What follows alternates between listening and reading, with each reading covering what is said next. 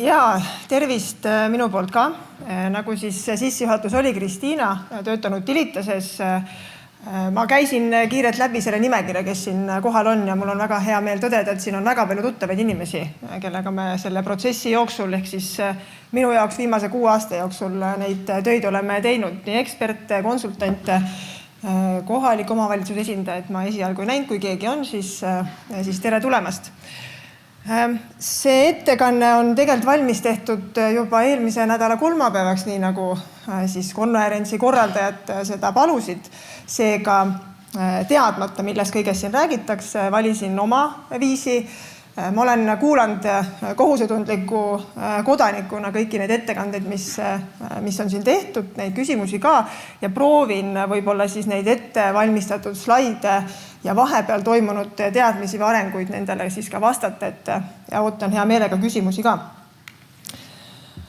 Lühidalt, kes siis ei tea või kelle jaoks on siis uudis, Utilitas on siis energiakontsern. Mina töötan ettevõttes Utilitas Wind, mis siis arendab, opereerib ja ehitab tuuleparke Eestis, Lätis ja Leedus. Utilitas on palju suurem, hõlmates siis ka koostootmist, vesiniku lahenduste pakkumisi, salvestustehnoloogiaid ja seda siis kaugkütet või kaugküteteenust pakkudes. Selle slaidi peal on siis Balti maad toodud rohelisena, sest et see indikeerib siis Utilitas Windi tegevust. Meil on tuulepargid täna siis Saardes. Üks tuulepark, mis on siis hiljuti valminud ja mõned head aastad juba töötanud. Aseris on tuulepark, sest et 2 tuulikut on tuulepark ja täpselt nii palju neid seal on.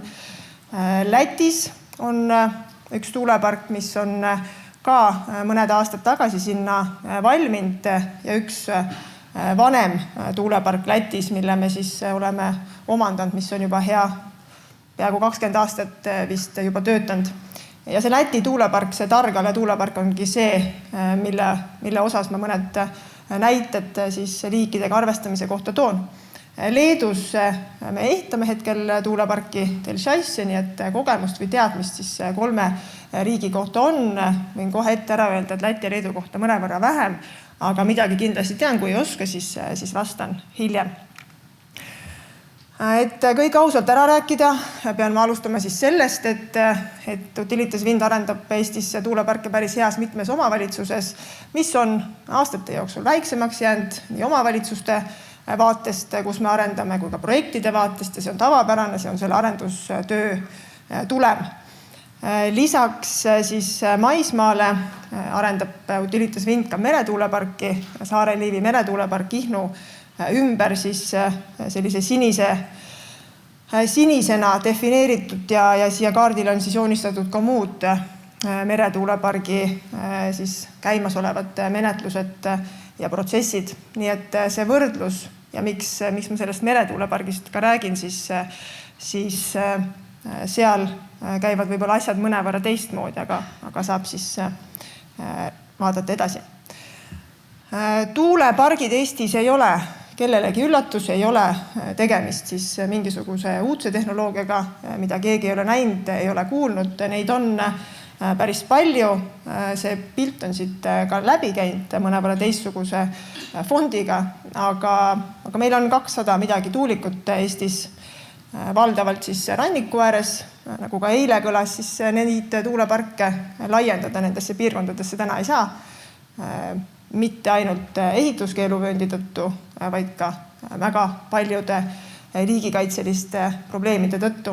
Ja mis toob meid sinna, et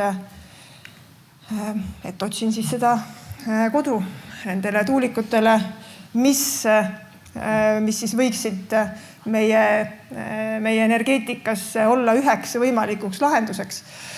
Mul on väga hea meel olla siin täna Eestis tegutsevatest arendajatest kutsutud siia rääkima ja nendest mõtetest või siis ka arendaja vaatest kogu sellele probleemile. Ma jätan selle slaidi hästi pikaks ajaks siia, et siis te saate aru, et see on võib-olla probleem, millele me võib-olla ühiselt prooviks seda lahendust leida, et me oleme Eestis siis sellises heas seisus nii öelda, et meil läheb siin inimestena hästi, meil on palju mõtteid, arvamusvabadus, sõnavabadus ja kõik need vabadused kui sellised täiesti hästi eksisteerivad, mis puutub ka energeetikasse. Ka energeetikas on palju mõtteid ja arvamusi, kuhu suunas liikuda, millised on parimad alad, mis on meie parim energeetika, mis on lahendus. Mulle tundub, et ühiskonnana me võib-olla liigume juba sinna suunda, et mina olen seda tööd arendajana teinud aastast 2020 ehk siis peaaegu 6 aastat. Selle aja jooksul päris alguses käisid küsimused, mis saab siis, kui tuul ei puhu ja päike ei paista. Ma usun, et me oskame sellele küsimusele täna vastata. See vastus on siis need jaamad, mida saab kiiresti sisse välja lülitada ja mis siis tasakaalustavad siis seda võimalust. Aga otsinkodu.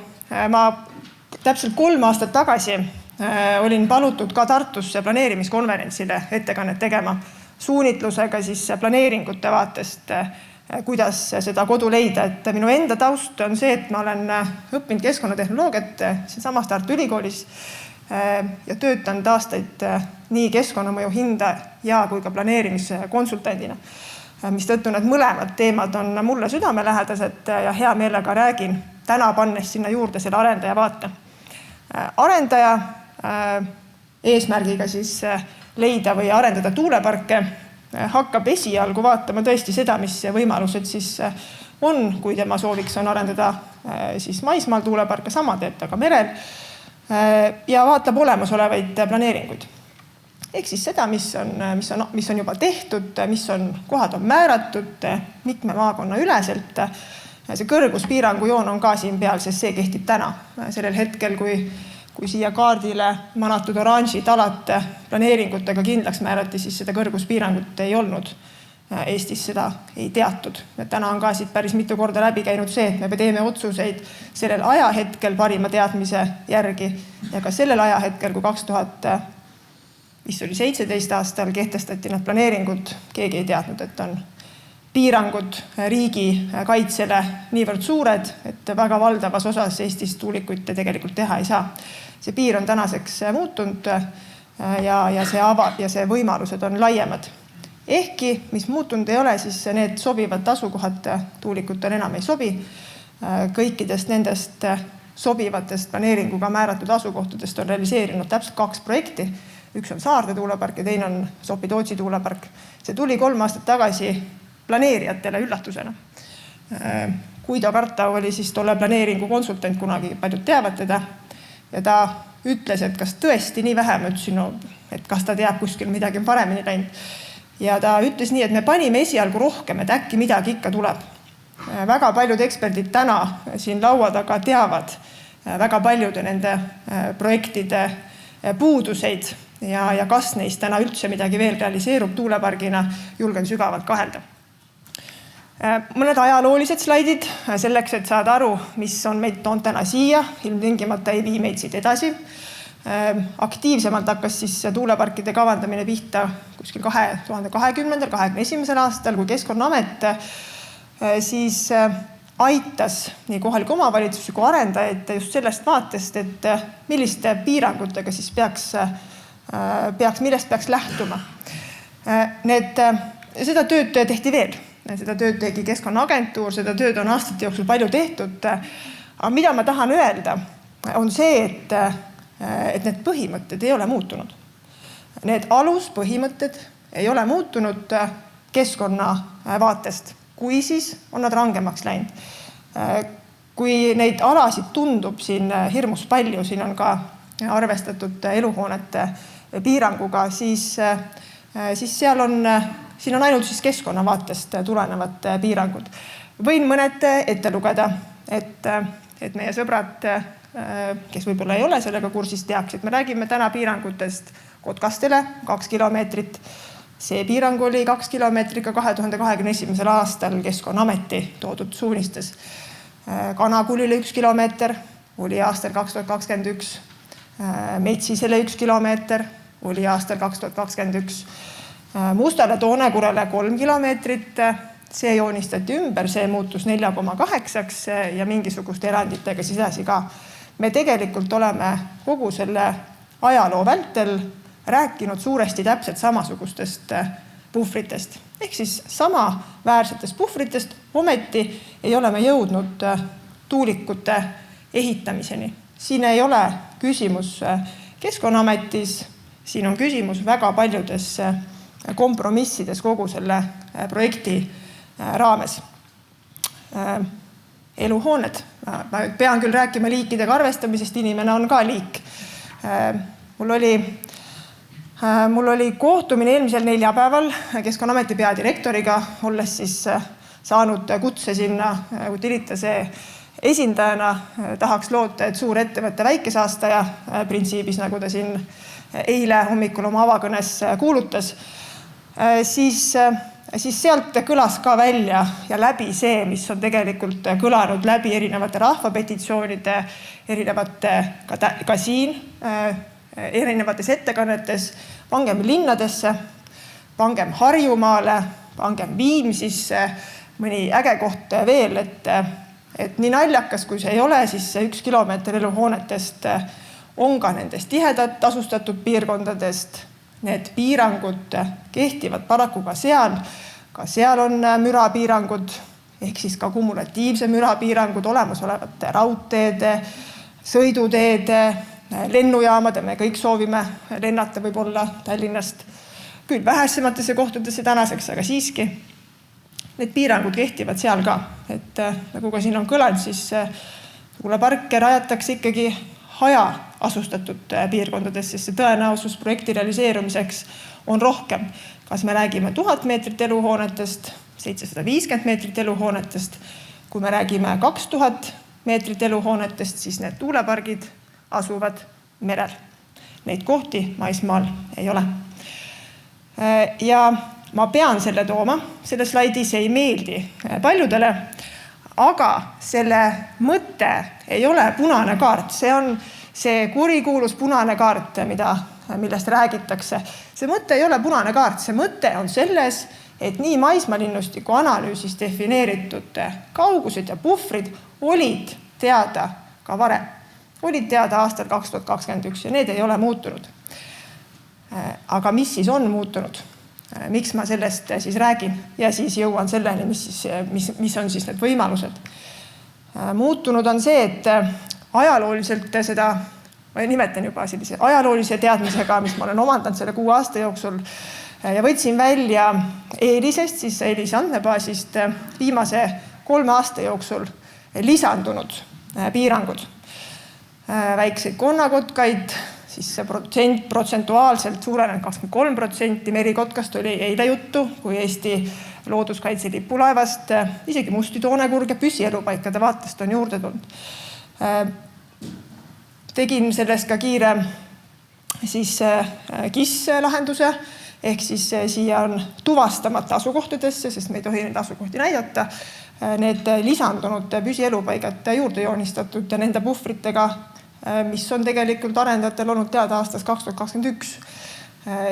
Ja kui me seda pilti selliselt vaatame, siis ongi see küsimus, miks me täna proovime rääkida lahendustest. See oli ka minu küsimus eelmisel neljapäeval siis Keskkonnaameti peadirektorile, et nende lisandunud piirangute või nende lisandunud teadmiste valguses me peame võib-olla ümber hindama seda, mida saab teha või kuidas saab teha. Ja mul on rõõm teatada kõigile, et see töö, mis ma eile Pauli ettekandest kuulsin, on, ma ei mäleta, millisel ametkonnal siis tellitud riigihankega, see töö on nüüd tehtud, tegin selle ära juba mõnda aega tagasi, see on siis rohevõrgustik üle-eestiliselt välja võetud siis planeeringutest. Võin jagada seda, kuna ma ei tööta ettevõttes, mis siis konsultatsioonitegevustega tegeleb, siis võib-olla sõbralikult küsid ikka võin anda.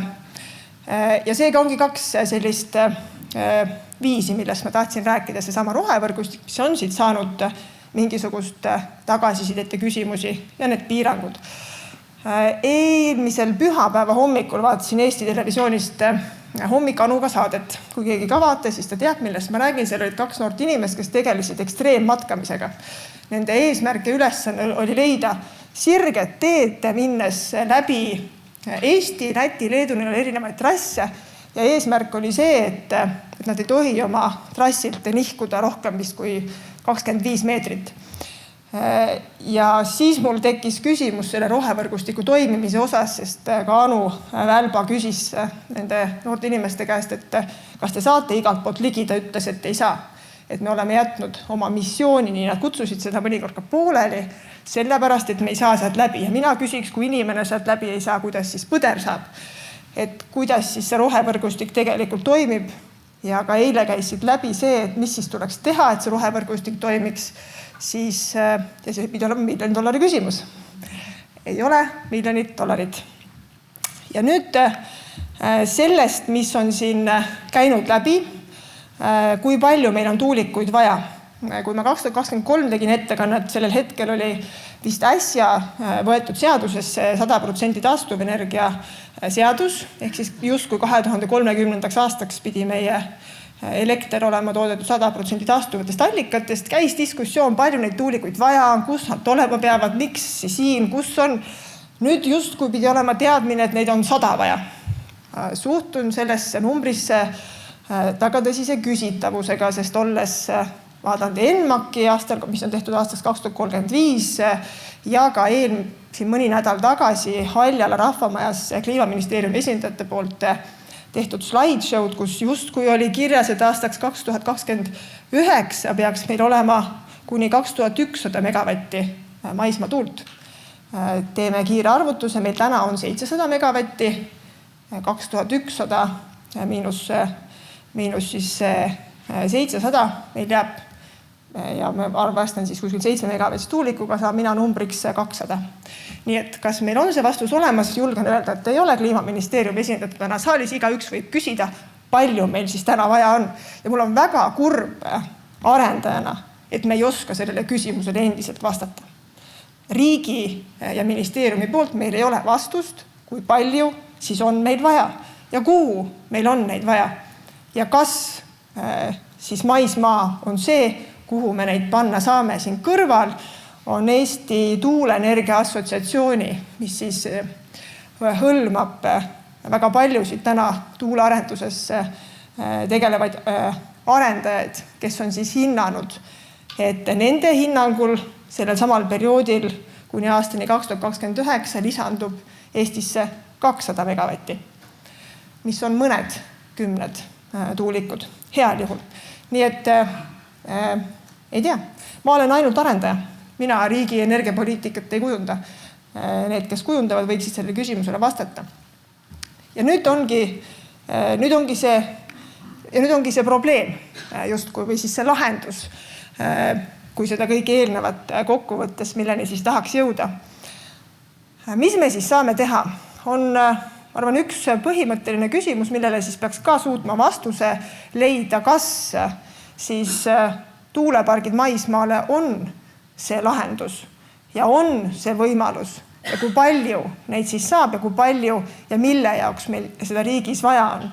Mul on valus kuulata neid mõtteid, kus me pikendame siis oma elu tänaseks ära elanud põlevkivijaamade tööd veel teadmata ajaks, et inimese eluiga ei ole ka võimalik pikendada kuskilt maalt edasi, et see teeb haiget, see teadmatus teeb ka haiget, et kuskilt maalt on ja nagu siin ka kõlas, on vaja see lahendus leida ja see lahendus ei ole suure tõenäosusega kivi põletamine.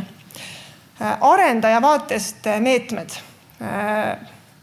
Ma julgen arvata, et arendajana Utilitas Wind töötades koos väga paljude nende spetsialistidega, kes siin täna saalis on või meid mujal kuulavad, võib-olla on nõus alla kirjutama sellele, et me proovime leida lahendusi. Me loobume arendusaladest, aga me küsime ka küsimusi ja proovime teha seda koostöös ja loodusega arvestavalt.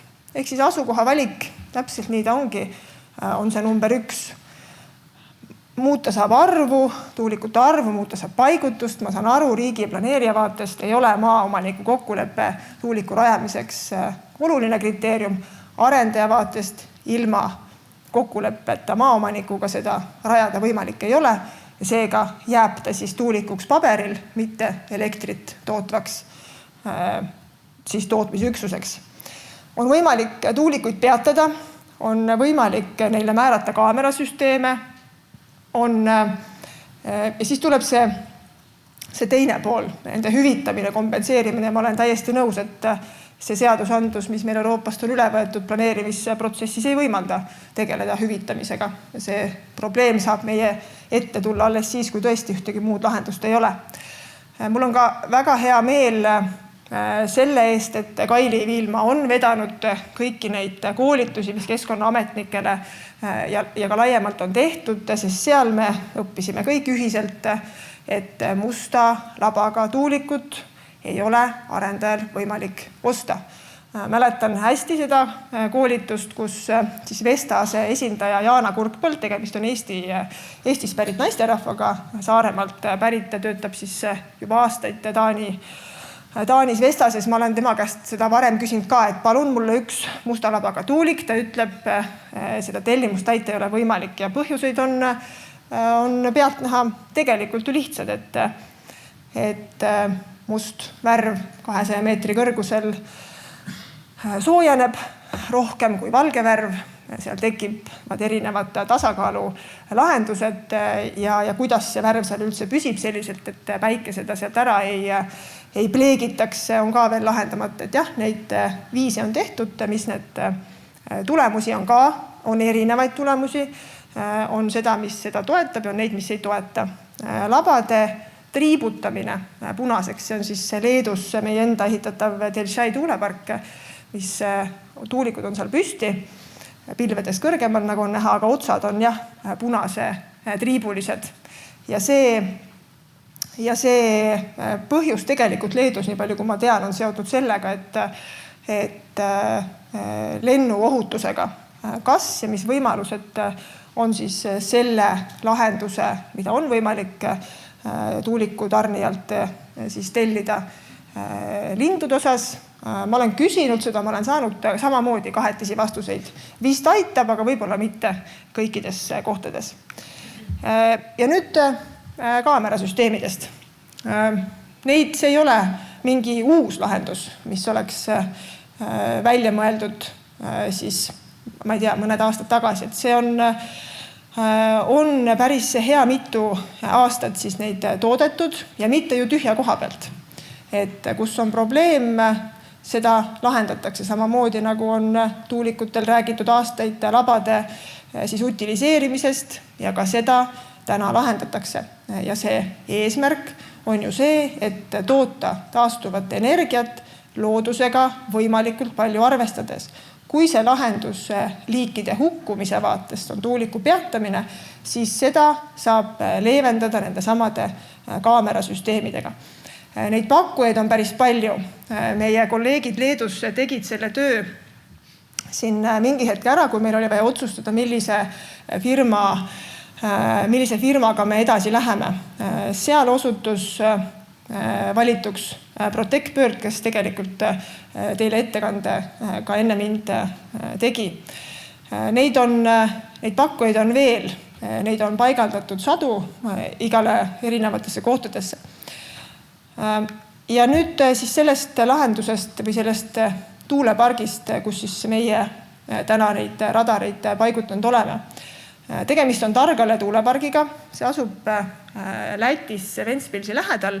Seal on 14 tuulikut, seal on tipukõrgus 152 meetrit, mis ma siit välja tooksin ja kes seda tähelepanelikult loevad, näevad siis, et see labade kõrgus maapinnast on 12 meetrit. See on üks vana planeering vanade nõuetega, kus olid siis defineeritud või seda ei olnud defineeritud, ehk siis kui kõrgel võiksid olla labad. 12 meetrit, kes teab linnuekspertidena erinevate liikide keskmisi lennukõrguseid, saavad väga hästi aru, millest ma räägin või millele ma vihjan. See ei olegi turvaline lahendus lindude vaatest. See park sai valmis aastal 2022. Palju on räägitud sellest, kui kaugel siis eluhooned asuvad sellest pargist. Siin jah, mõned lähemad talud, kas neis keegi elab või ei ela, meie seda teada ei saanud, on kuskil 600 meetrit, aga siis need asulad Targale üks siis 2 kilomeetri kaugusel kuskil 500 inimest ja selles teises alla 200 natukene.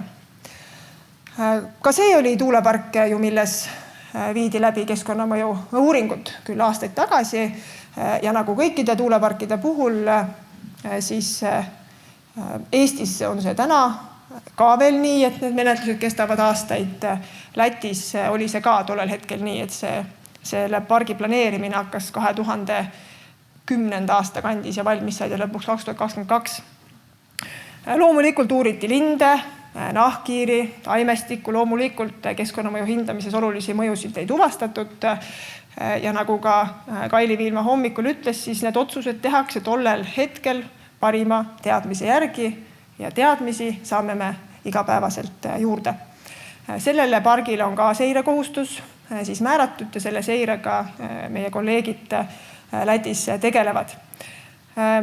Mis me olen siia peale määranud, on siis need pesad ja need pesad indikatiivse suuna ja kaugusega, milliste lindude pärast siis on see kõige suurem mure selle järelseire raames. On merikotkas, see asub siis üpriski mere lähedal, kui kaarti, järgmise kaardi peal näitan. Väike konnakotkas, samamoodi punaharksaba, keda meil ei ole, nagu lätlased ütlevad, teil veab. No võib-olla ei ole tema eluoluga siiamaani ennast kurssi viinud. Ja tegemist on põlluga. Eile kõlas ka päris palju läbi ja ma tean ka Oliveri Rauno arvamust, pange palun tuulikud põllule. Ma paneksin, kui seal ei käiks söömas konnakotkadeks, et meil on neid näiteid küll ja veel üle Eesti, kus me tegelikult ekspert, ta noogutab, ta on minuga nõus, neid ettepanekuid teeme. Ja see toobki selleni, et me peame moel või teisel suutma arvestada kõikide nende liikidega ja nende vajadustega. Mina paneks ka põllule. Ma ainult arendajana ka ei tahaks nende probleemide otsa kukkuda. Veel üks tore näide siis sellest samast Targale pargist. Seal oli leevendusmeetmena ka need samad, mis meil on ka läbi käinud, et tuulikute seiskamine saagikoristususe perioodil. Saarde tuulepargil on Urmas seda soovitanud teha ja me oleme seda järginud, et selle viljakoristusmasina taga saab surma konnasid, kotkad saavad neid lihtsama vaevaga kätte ja need ära siis süüa ja tarbida. Rohu niitmine nahkhiirte vaatest on seal ka meetmena siis peale pandud pärast järelseiret peatamine ja meie siis keskkonnaekspert Lätis soovis siis ka seda sama, mida meie siin Eestis teeme, ehk siis me püüame neid kotkaid kinni panema neile saatja külge ja tal juhtus täpselt see, mis võib juhtuda, et see kotkas oli küll Targale tuulepargis oma pesaga, aga kolis siis Saaremaale ja Hiiumaale, need on siis nüüd selle kotka träkid. Ma küsiksin, kuidas nüüd siis Saaremaale selles valguses tuulepargi saaks teha, ehk siis see toob selle laiema küsimusega, et suumime need pildid välja, suumime selle Mustatoonekure kõik EPS-id ka välja ja vaatame siis, kas me igale vooluveekogule kilomeetri puhvri peale panemine mingeid muid arendustegevusi ka, mitte ainult tuulepargid siis mõjutaksid. See kotkas on jah, läinud, elab Saaremaal, ei tea mina täpselt kus, Hiiumaal ka. Mis me siis tegime? Me panime 20 kaamerat, seal on 14 tuulikut. Siit käis ennem Protectbirdi käest küsiti, vähemalt ma Liidos nägin, et mitu tuulikut või mitu kaamerat siis saab panna. Meil on see joonis siin vasakul pool on tuulikud on siniste täppidega ja kaamerad on siis nende rohelistega 3 tuulikul keskel valged, neil kaameraid ei ole. Küll aga on mõnel tuulikul 3 kaamerat ja täpselt sellepärast, et ta haaraks kogu selle piirkonna, kust siis see võimalik võimalik kotkas läheneb. Ehk siis kogu perimeeter oleks kaetud. Et kaamerad paigaldati juunis, siis testiti seda siin juuni kuni oktoober ja oktoobris on siis need kaamerad ametlikult töös. Väike konnakotkas küll, nagu me teame, on selleks hetkeks lahkunud, merikotkad elavad selles piirkonnas edasi aastaringselt ja seda siis sellel perioodil on võimalik juba teha mõned esialgsed järeldused. See tuulikud seisatakse. Minu jaoks on ka alati küsimus, et kui kaugelt siis kaamera seda näeb, milline on see veaprotsent, kas veaprotsent tähendab seda, et ta jääb seisma siis, kui ta näeb seda liiki või ta jääb seisma ka siis, kui ta seda liiki ei näe, aga ta jääb ikkagi seisma või siis ta näeb seda liiki, kelle pärast ta seisma peaks jääma, aga ta ei jää seisma. Ja need küsimused selle sama testimisperioodi ja selle kaamerate töösoleku perioodi jooksul ongi seda koostööd siis ekspertidega nii Läti Keskkonnaamet Utilitas arendajana kui ka siis selle kaamerasüsteemi paigutaja teavad. See on reguleeritud täna Lätis nii, et see tuvastuskaugus oleks 1 kilomeeter ja nendeks liikideks, kelle pärast see süsteem seisma jääb, on 5 liiki. Punaharksaba, mustharksaba, väike konnakotkas, merikotkas ja madukotkas. Sain eile teada, Eestis neid ei ole, aga sellepärast jääb siis süsteem seisma Lätis. 1 kilomeeter on siis see kaugus, kus ta tuvastab ära liigi. See video siin, ma ei tea, kas ta hakkab uuesti käima, vist hakkas uuesti käima, näitab, kuidas ta siis selle liigi tuvastab. Vähem kui 1 sekundiga teeb ta liigi kindlaks ja siis on see peatamise aeg. Ja kui ta nüüd uuesti jookseb, siis seda suumi efekti on võimalik näha, kus ta siis seda liiki tuvastab ja siis selle kindlaks teeb. Tuulik ise, kui teha tal äkkpidurdus, võib seisma jääda kuskil 5 sekundiga. See ei ole eesmärk ühelgi arendajal teha äkkpidurdusi. Nii nagu liikluses ei soovi me äkkpidurdust, ei soovi tuulikut ka. Selleks ongi see tuvastuskaugus piisavalt kaugel, et siis saaks seda aeglasemalt seisata, kui see liik on tuvastatud. See süsteem tuvastab siis Targale tuulepargi näitel väga palju erinevaid liike. Siin on kalakotkad, kajakad, hiireviud, mis siin veel oli, luiged, siis haned ja nii edasi. Ja see on hinnanguline siis ühe perioodi väljavõtte sellest, kui palju tuvastusi tehakse erinevatele liikidele. Küll aga seisma pannakse tuulik siis, kui on tuvastatud see liik, mille eesmärk, mille pärast on kaamera pandud ja tuulikud seisatud. Veel üks väljavõte siis perioodist, palju on seisatud ja palju on nendest siis tegelikult tuvastatud. Väga palju huvitab inimesi ka see, kui palju siis on see kadu elektritoodangu osas sellel perioodil oktoober kuni märts on toodangu kadu olnud kuskil 190 megavatt-tundi võrreldes kogu toodanguga. Eurodes see väärtus on tühine, küll aga kaamerate paigaldamisel tõepoolest on siis hind. Ja hästi lühidalt sellest samast rohevõrgustiku või siis nii-öelda loomade maanteedest, nagu mulle mõnikord seda võrdlust soovib tuua inimestele, kes isegi aru ei saa, mis see tähendab, siis Oliveri ja Rauno, ma ei mäleta kumma, abiga pandi Saarde tuuleparki ühel heal aastal siis tegelikult kaamerad. Selleks, et seal tegi siis üks õpilane oma 8. klassi loodusõpetuse uurimustööd eesmärgiga teada saada, mis liigid nende tuulikute ümber käivad. Ja seal oli väga palju liiklust, siis need samade tuulikute vahetus naabruses Ilves, Jänes, metssiga, esimene vist oli ma ei pannud tähele, põder või hirm või keegi selline. Et vähe infot, nagu Keskkonnaamet ütleks, pikaaegsete järelduste tegemiseks, loomadele see tuulepark ülemäära ebameeldiv ei ole. Küll aga on tuulikud koledad inimeste jaoks. Nagu see tsitaat on siit konverentsilt juba ka korraga läbi käinud, see oli üks arvamus, mis meil eelmisel neljapäeval peadirektoriga vesteldes oli ühine.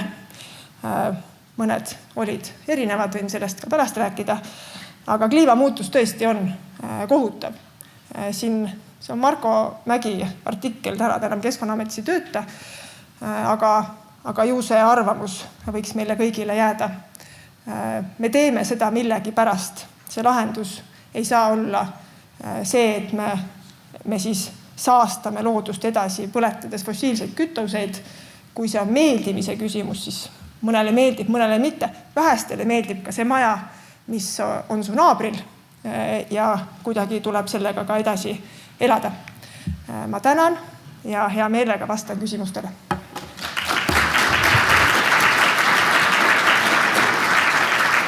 Ja küsimusi on rohkesti ja seoses selle punase kaardiga ikkagi me räägime, et ikkagi tuulikuid või tuuleenergiat või energiat on vaja ikkagi inimestele, mitte loomadele. Kas rohkemate sobivate asukohtade leidmiseks võiks vähendada ikkagi inimesega seotud piiranguid? Jaa, seal ei ole väga palju seda vahet ei ole, et lõpuks me peame täitma ka müranormid ja varjutusnormid, et kui me ka lisaks inimeste tõttu hakkame tuulikuid varjutuse tõttu näiteks peatama ja lindude ja kõige muu osas, siis me toodamegi elektrit lihtsalt vähem ja nagu Piret eile ütles, tuulik pannakse püsti elektri tootmiseks, mitte seismiseks, et see seisab elektripost, töötab tuulik. Et need on mõned meetrid ja see on ka see kompromisside koht, et me peame suutma leida kompromissi kõikide osapooltega. Ja seetõttu see suund on see, et iga üks saaks vaadata võib-olla võimalusi, mis siis saaks teha, et leida parim lahendus.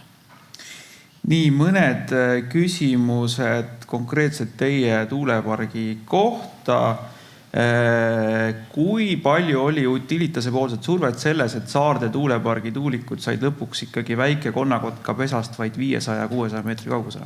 Utilitase ei olnud selle tuulepargi arendaja, see Utilitas ostis selle ehituslubadega projekti, meie selle arendamisega ei tegelenud. Selge. Siin oli mingi asi, oli veel sarnane küsimus seoses musttoonekurega. Kas ja kuidas elab Saarde kandis olev musttoonekurg? Kas elab? Ma küsiks Urmas sellise käest Saarde kandis. Minu teada elab Pihkvas, aga siin on inimesi, kes sellele küsimusele oskavad paremini vastata. Et ühele oleme saati külge pannud ja see kolis Pihkvasse. Selge. Nii, eks nad kolivad. Kui suur on väiksemate lindude suremus Läti tuulepargis, kui võtta arvesse, et labad on nii madalal? Ma ei tea väiksemate kohta. Seal tehakse ka seda seiret, et seal hukkub väikseid, aga see probleem on tegelikult kõige rohkem merikotkaste hukkumises, nagu siit ka läbi käis. Et ma ei tea neid numbreid, on aus vastus. Kas tuulikute seiskamiste arvule on tuuliku tootja poolt piirangud? Kas seiskamisest sõltub tootja poolt antava garantii tingimused? Seda on küsitud, minu teada ei ole. Küsimus on nendes samades äkkpidurdamistes, mida see kaamerasüsteem ju tegelikult eesmärk on vältida. Et tuulikuid seisatakse ka muudel erinevatel põhjustel. Et minu teada ei ole ja ilma ei oleks neid tuulikuid täna ju võimalik ka rajada. Kas Utilitase vindiga saaks kokkuleppele nahkhiirte automaatse salvesti paigutamiseks tuuliku kondlisse? Oliver ja Rauno teevad seda nahkhiiruuringut seal. Teie tahtsite küsida või? Küsi minu käest pärast otse, ma ei pea siin võib-olla auditooriumis vastama. Võime pärast rääkida, mis on võimalused. Nii, nüüd siin töötatakse välja igasugused alternatiivsed disaine tuulikute jaoks. Kas arendajad vaatavad ka nende poole? Nüüd on see puutuuliku küsimus või?